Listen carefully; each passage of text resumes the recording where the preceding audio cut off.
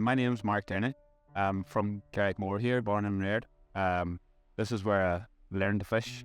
My grandfather and my father and great uncles all fished here. Very prolific wee place for catching trout, and a lot of kids and a lot of local people would have fished here when I was a kid, you know.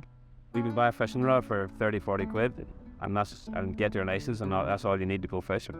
And for people with mental health issues, water has a very healing quality, and can be very beneficial too. We have many instances of it. It's not all about catching; it's about being here and being in the surroundings. And you see your squirrels, you see your kingfishers, you see the occasional fox. It gives you that appreciation of nature and the surroundings that we have around us here.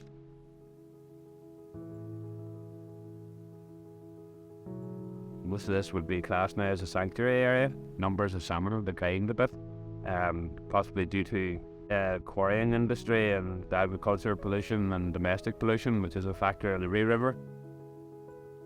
As the crow flies, we're probably only about 4 or 5 miles here from Greenchastle, where the mine is down.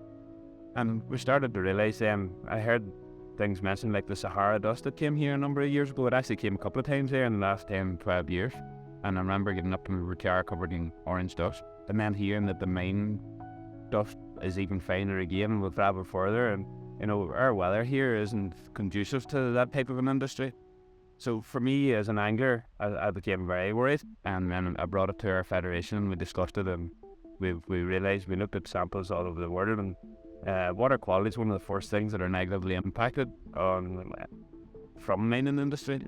And we know that in the past that the exploration tunnel that's there has polluted our waterways on at least 5 occasions, and I mean at least. This is 5 times that they were detected. Many times that it probably happened and it was undetected. With these instances in the past, they were tried to be swept under the carpet. They were asked about pollution incidents, they actually told lies. And that's a big statement, but they told lies saying that no pollution happened. It was only through a Freedom of Information request that we were able to get that information. I was very worried, because if this company are in the exploration stage, we're prepared to tell lies now, what are they not going to do when they're up and running?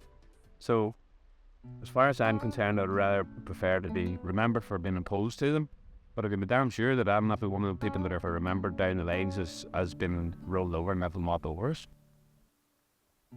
I have grandchildren.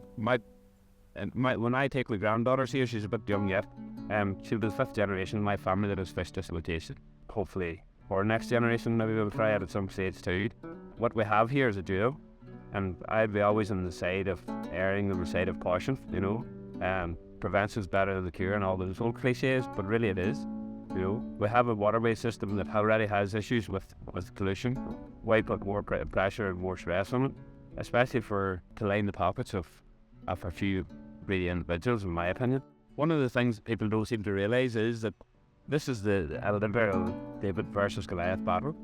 This is a multinational conglomerate that have mountains and mountains of money, and they're determined to foist this upon the local people. The groups that are working, we don't do it for nothing. We do it because we're determined to protect our environment and protect our future generations.